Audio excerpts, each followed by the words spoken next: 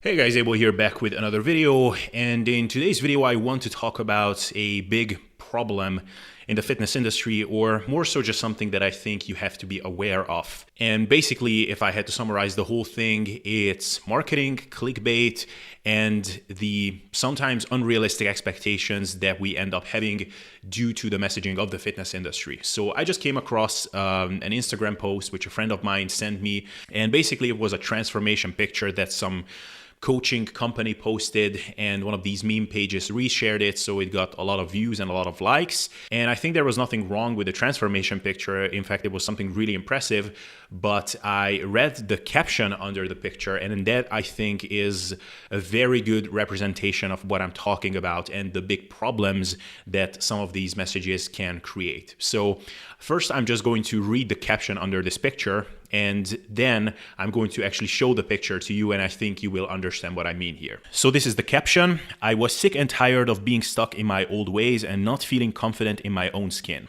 1 month later and 25 pounds lighter, I finally found something that works for me.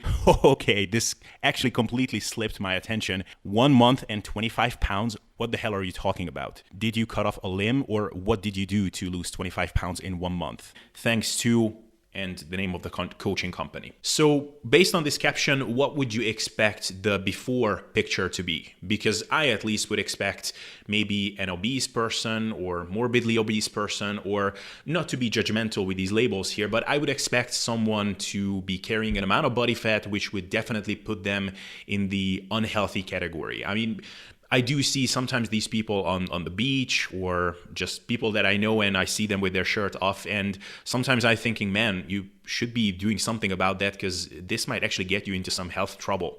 So maybe I would expect something like that. Now, I will be putting on the before picture here. So this is the before picture, and are you freaking kidding me? I mean, am I saying that you cannot get a better physique than that? No, of course not. Am I saying that you shouldn't be striving to have a better physique than that? No, I think for many of us, that's our goal, to have a significantly better physique than that.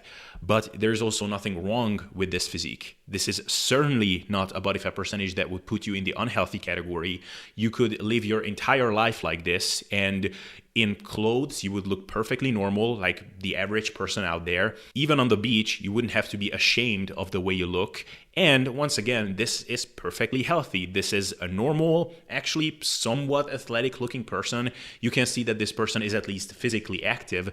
So there's nothing wrong with this picture. So this is the first really big problem that we have with this transformation picture, and with this before picture at least, and with this caption, is that, look, it's completely fine to want to be better, to take things to the next level. But if you put up a before picture like this, and then you put this caption underneath, then it makes other people feel like they should be feeling like this if they look like this. And that's absolute nonsense. If you have a physique like this, then wanting to improve that, or wanting to be leaner, wanting to look a bit more ripped, that should be just a personal choice based on your desire to improve, like you want to improve in other areas of your life. So that would be the before picture, and then let's look at the after picture, and come on, give me a freaking break. So this is a transformation that you think a caption like this would be appropriate for? I mean, maybe an appropriate caption for a transformation pic like this would be something like, I was always driven by pushing myself to the limits,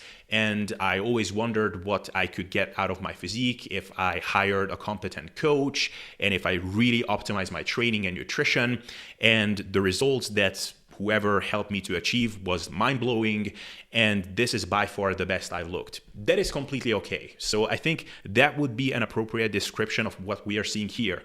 A guy who had a perfectly healthy, normal-looking physique. And don't get me wrong, the after picture is awesome. It looks phenomenal. I mean, ab veins, very low body fat percentage. I mean, basically on the before picture, maybe we are seeing around 20% body fat, which is not lean, but it's also not overweight or obese or anything like that. It's a perfectly healthy body fat percentage to maintain year round. And if you put on more muscle, then it's actually gonna look even better. And then he got down to maybe 8% body fat, give or take. So is there anything wrong with wanting to achieve that? No, absolutely not. Can people maintain that physique that he has on the after picture? Some people can. In fact, everybody can maintain that. It's just a question of, is it worth it to take on the lifestyle that is required for that? Is it realistic for everybody to strive for that? That's kind of something that we can discuss in a separate video. But if you want to achieve that, that is perfectly fine.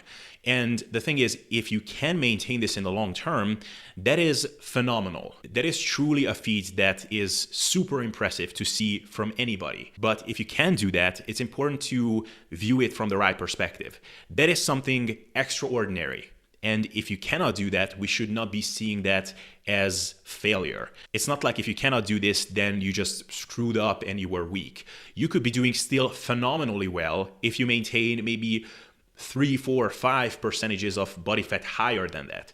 I actually really like the concept that Greg Doucette put out in some of his videos, that basically the body fat percentage that is sustainable for you in the long term is something in between the body fat percentage where you just don't give a shit and the body fat percentage where you really have to crush yourself to get down to.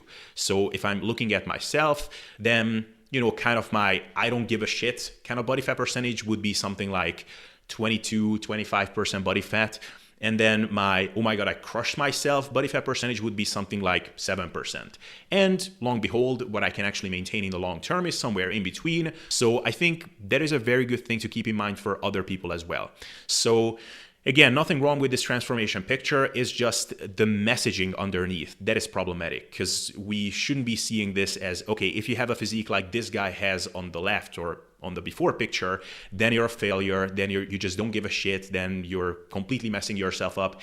But if you can achieve this phenomenal physique on the right, then you're living up to your standards. No, it's more like there's nothing wrong with the before picture here, and the one on the after picture is like, wow, that's truly extraordinary. Now, I also have to point out that I don't blame the people who post these things. So I do think that this type of messaging is actually reaching over into the harmful category, and that's why I'm pointing this out, because I think many of you, if you are exposing yourself to these types of messages, that can actually be harmful. But I don't blame these people per se, because this space that we are in, the fitness industry, is all about marketing, it's all about clickbait, and it's all about hunting, fishing for attention. People have a limited amount of attention span. They have a million things that they could click on at any one time, and you have to fight for grabbing some of that bandwidth from people. And that's a fine line that we are all struggling with. I myself am struggling with that big time. And in fact, I was guilty of messages like that in the past. I had an Instagram post where I posted some of my fatter pictures and then one picture which was taken during my photo shoot. And on that photo shoot picture, I actually have a body fat percentage which was not sustainable for me at all. And I actually felt absolutely awful when I had that physique. Probably I felt just as bad as when I was at that higher body fat percentage. It's just that I looked better.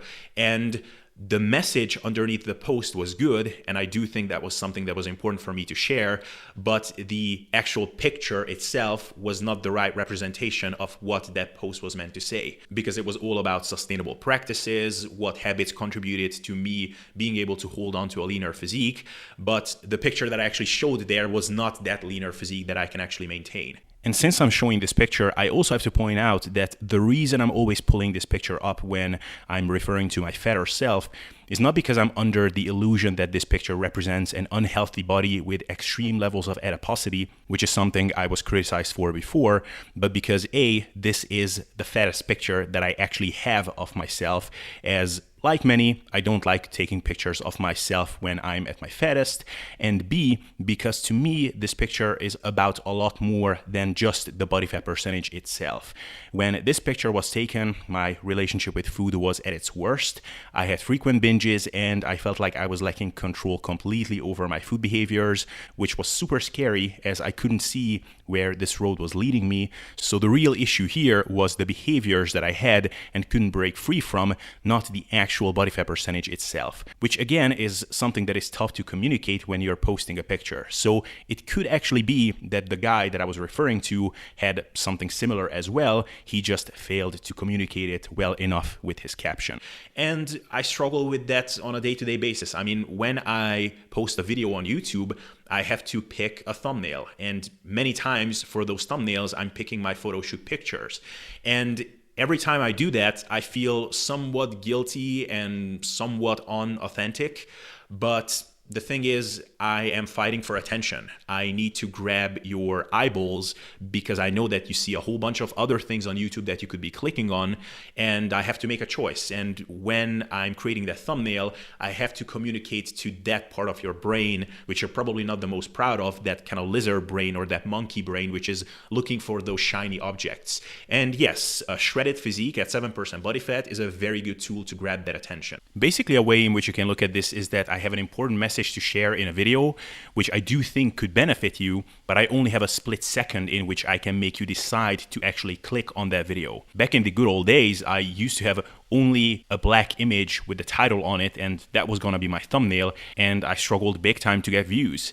I didn't overthink my titles either, so I had video titles like Redefining Minimum Effective Dose.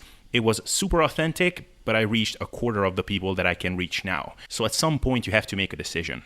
So we are all struggling with this, and I don't blame people for posting things like this. I think many of us, basically anybody who is creating content in this space, has put out things which in retrospect you look back at and you go, oh man, this is kind of cringeworthy. I have tons of things like this. So it is kind of just part of the game, and I'm not really picking on these people. However, I do think that it's important for you to understand this, that these types of things are not really representing what your real challenges are and what your real battle is.